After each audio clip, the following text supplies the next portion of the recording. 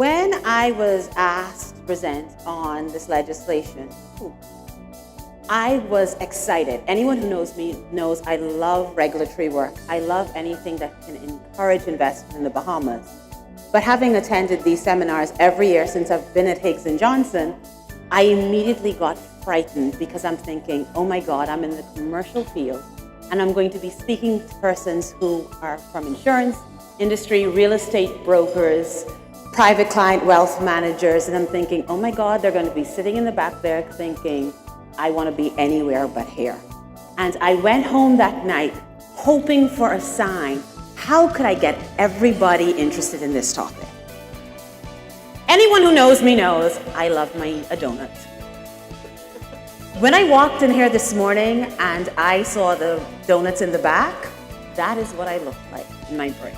Like, I have a gluten sensitivity now that I earned in my 40 years of life. And so for me, when I went home that night and I saw this banner on MSN talking about Krispy Kreme donuts, and in fact, the JAB company, which is the parent company, and their expansion in their investment fields. If you notice these brands, anybody who travels, we'd see Panera Bread, we've seen the Krispy Kreme, we've seen donuts. I realized that was the sign that I needed. Some people want something highbrow. My signs are donuts. And the article in particular was talking about how the JAB Holdings was diversifying their portfolio yet again, particularly for you in the private client wealth management atmosphere. This is how the commercial enterprises bill can react to you and impact you. Your investment managers, if they're looking for a way to diversify the portfolio for your clients, they can actually enter the Bahamas using the Commercial Enterprises Act. So, for years, we have been hearing the Bahamian economy needs to grow. We have heard that numerous times, that it's too small and things like that. And one of the questions is, how can the Bahamian economy grow? When I started this presentation, I wasn't really sure of how growth happens. So I was like, okay, let's see. And I did some reading. And if you notice, growth rate, these are the top 10 growth countries that had growth in 2017. Ignore Libya at 55%. If you notice, everybody is between 7 and 8.5%. The Bahamas, they're saying we need to have at least 5%. But how much growth did we have? 1.8% last year. And as low as that seems, we were the 147th ranked country in the world. As low as that seems, that is exponentially higher than it has been for the previous 5 years. So we are so far below the fastest growing economies that we need to find something to do. The government introduced the Commercial Enterprises Act to help with the growth. Most of you would have been familiar with this act, or at least heard about it. So we actually have an interactive session here. There is a poll question. At the beginning of the sessions this morning, a link would have been emailed to you to vote on this question. Do you feel like this act is the catalyst necessary for growing the Bahamian economy? And the responses will be definitely, maybe, or not at all. Our marketing person, we wanted something edgier, but we are Higgs & Johnson. So definitely, maybe, and not at all are the only acceptable answers that we can have. So let's talk about the act itself. What is a commercial enterprise?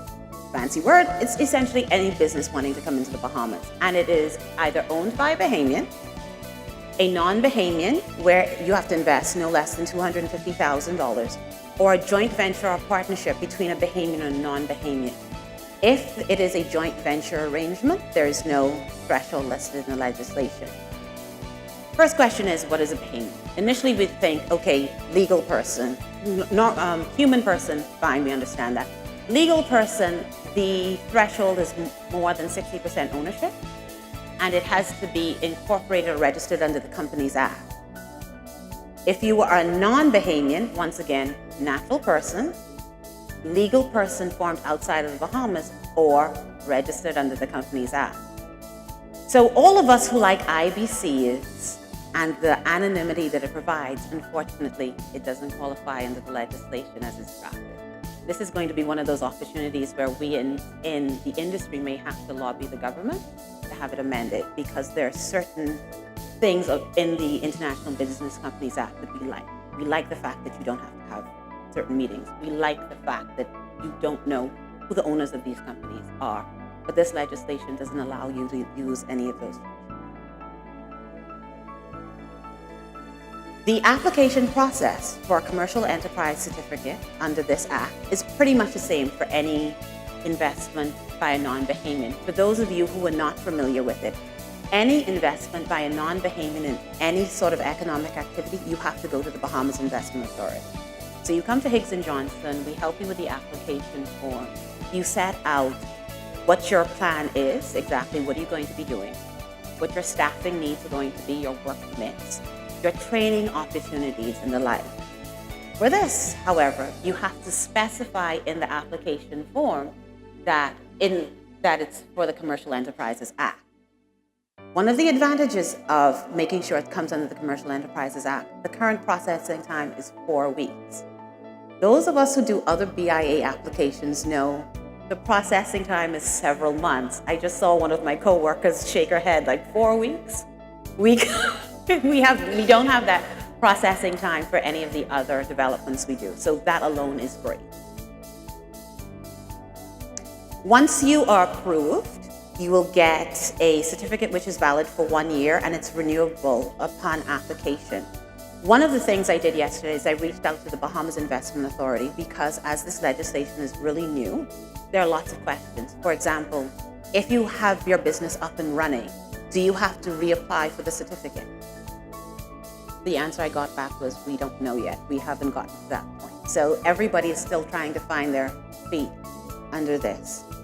But we do know that you aren't committed to whatever you apply for first.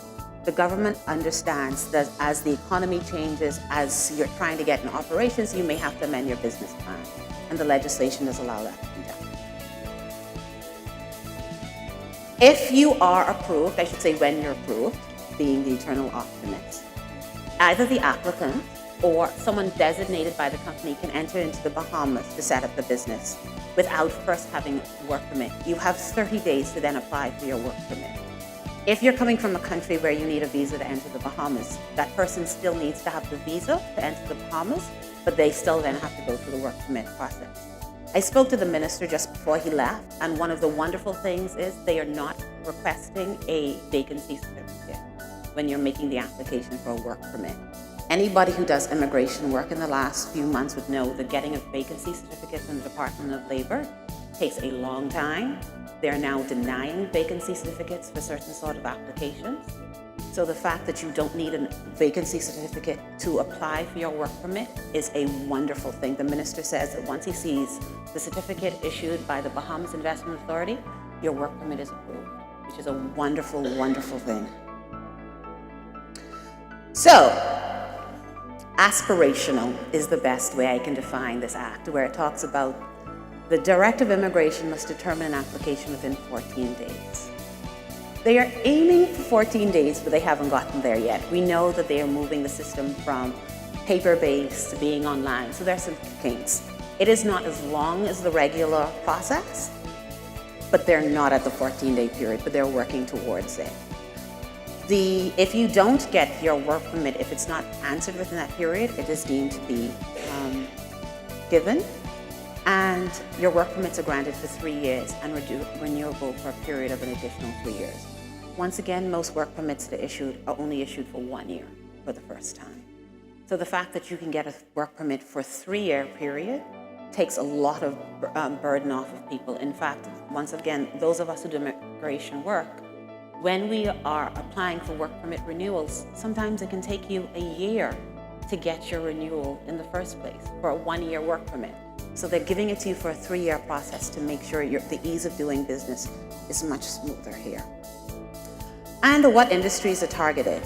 The legislation lists captives of insurance, reinsurance, mutual funds, wealth management, international arbitrage, software designs, maritime trade, and the like. Anyone who attended the AML conference last week would have heard the minister say that they are moving legislation to expand the list of industries that are targeted. He had hoped that legislation would have been tabled last week when he was in Geneva, but we don't think it was, so probably tomorrow when the House of Assembly meets again. So we'll have a whole lot more industries that are targeted under here. Currently, just under 10 industries have been approved so far. Most of them are based in Grand Bahama, which is wonderful for our second city because we know it needs a development. And 3 are actually on New Poverty at the moment. So, like I said, it's a very short presentation to encourage you to mention the Commercial Enterprises Act and the fact that the Bahamas is moving to the ease of doing business platform and encouraging more and more people to invest in the Bahamas. And this is a wonderful mechanism in place where we as Bahamians can grow our economy because we know we need more investment, we need more, how can I say, intelligent immigration? The same way Canada and the United States is encouraging educated persons to emigrate to your country, this legislation is encouraging trained persons to move to the Bahamas. But then also we are having a situation where you have, like I said, more and more people are coming in, spreading the information. And even though you're only going to be here 6 years, if you get a work permit, you're leaving the skills and you're training those people who are left in the Bahamas in these companies to have the skills to continue. Thank you.